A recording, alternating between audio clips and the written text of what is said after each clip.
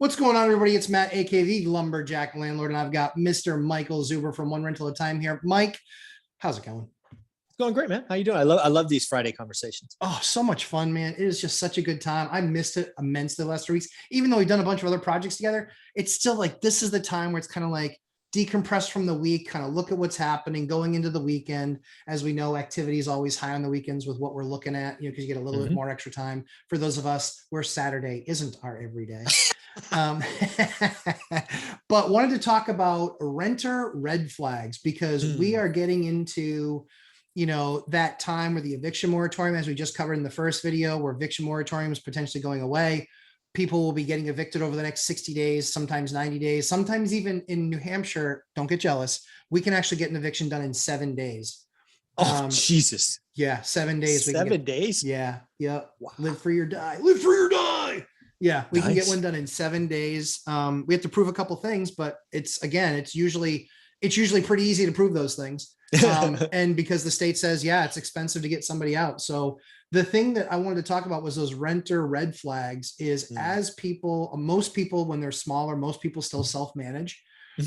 When they're certainly having those 1 or 2 or 3 or 4 unit type of opportunities. And so wanted to kind of talk about some renter red flags because I self-managed, I had the experience this last week that was just completely eye-opening to me.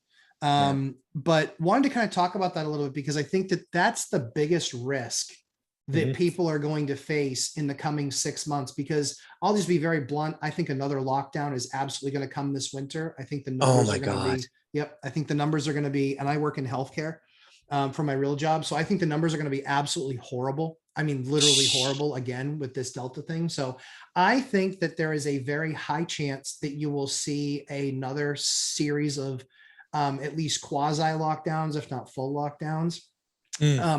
And so people should probably buy your course and start getting work done now.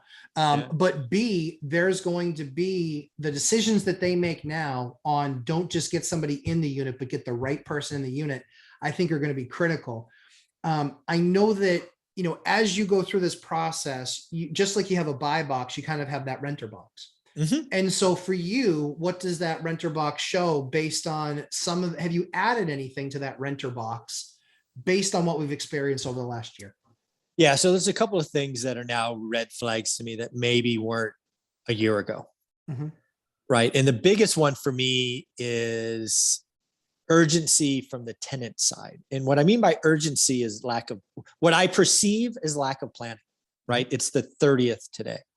And I didn't happen today, but yesterday, the 29th, I got a call from my property manager relaying a tenant message to me going, they want to be in August 1st, for this, that, and other reason. And I got to tell you, in an environment like this, where I expect a lot of underperforming tenants who probably were not great to their previous landlord, I expect a lot of people to start churning, right? And they're going to be being kicked out or ghost one landlord and have to go somewhere else.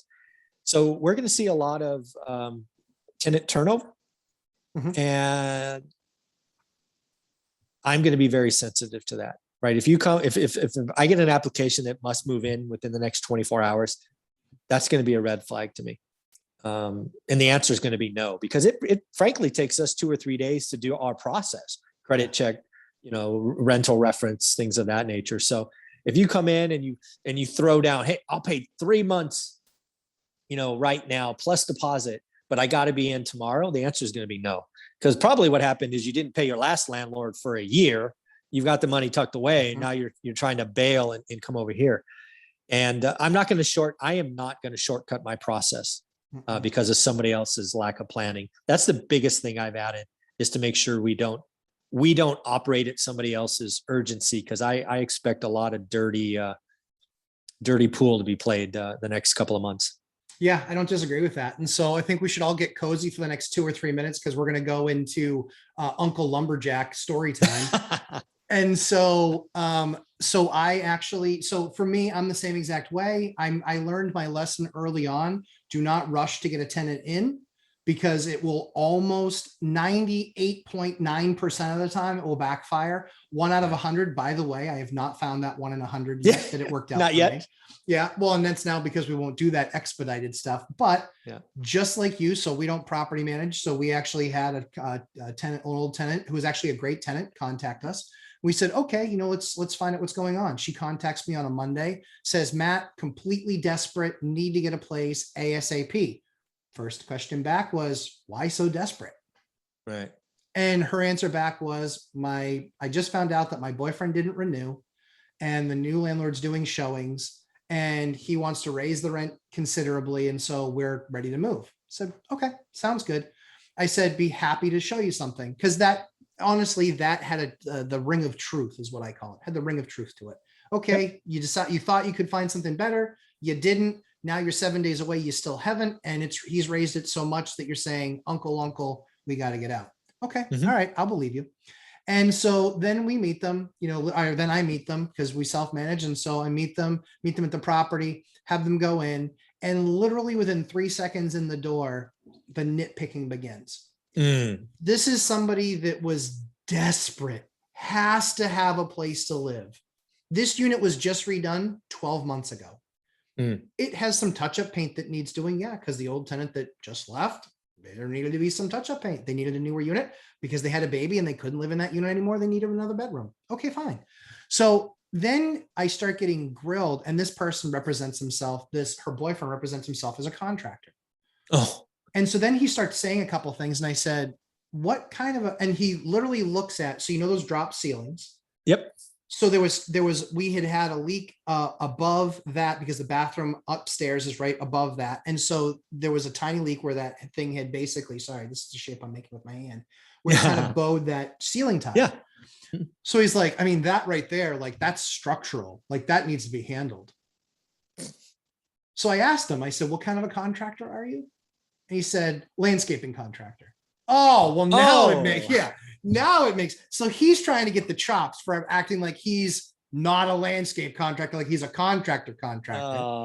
And I'm like, because as soon as he said that structural, I'm like, like you don't even know what are you talking? Yeah, we don't even know.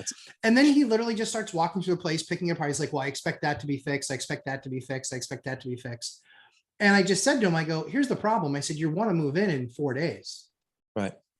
I can't get the crew on that stuff that fast, but I can handle it in the next 2 weeks. We already have a list of things we're working through. Yeah. Then he says, and the other thing I want to talk about too is I don't want to do yearly or lease. I want to go month to month. I was like, I don't do month to months. I said, they're too much work, too much effort. And I said, and if you give me notice in December, what's the likelihood I'm going to rent this thing back out in December? In the Northeast, that's not a thing. We have 2 feet of snow on the ground. It's usually 7 degrees outside. Yeah. That's not something where anybody wants to move. And in fact, if you're getting a tenant in December or January, guess where you're getting them from? Somebody else's unit that isn't paying, got tossed out, or there's some crazy reason that you're getting that tenant in December or January. Yeah. So then he wanted me to take month to month. And I just said, you know what? I said, no, we're done. Not going to work for me. And literally then I start pointing out things, but I was like, oh, did you see this? Yeah, this is a problem over here too. Oh yeah, did you see this? I mean, you as a contractor probably know this is a huge problem too. You know, I start doing that to my own place. And the crazy thing was, he goes, you know what? He goes, yeah, I really just want you to think about it. You know, think about the month to month thing. And I go, okay, yep, thought about it, still no. I said, we're not doing a month to month. And I said, it's not worth it to me. He goes, yeah, I just don't think that's going to be a fit for us. I said, I completely understand. You're right. It's clearly not a fit. Yeah. And honestly, this guy got me so spun up because then he said another thing when he was walking out the door. And I was just like, listen, at the end of the day, my man, I definitely don't need you to rent this apartment. Before I would rent to you, I'd probably let it stay vacant. Yeah, no, I would not rent to that person. Ever. So one of the things I want people to pick up on is the red flag there, aside from the guy being a total jackass. And quite frankly, probably even next level, I'd say it was more of an asshole. Even going that level with the guy, that's clearly a guy you never want to rent to, because no matter what you do, it's never going to be right. It's never going to be good enough. Yeah. And everything that they want done tomorrow. And that's just not how the world works. Most other people, most tenants, what we really look for is recognizing that, hey, last time I checked, there's a major pandemic out there. Everything is in short supply, labor, materials, everything. So where we used to be able to fix it in less than 5 days, if it's an emergency, water, whatever, of course we fix it same day. But if it's something else, it might take 5 days to 2 weeks to get it done because we have to order something, wait for the guy to have time in his schedule, etc.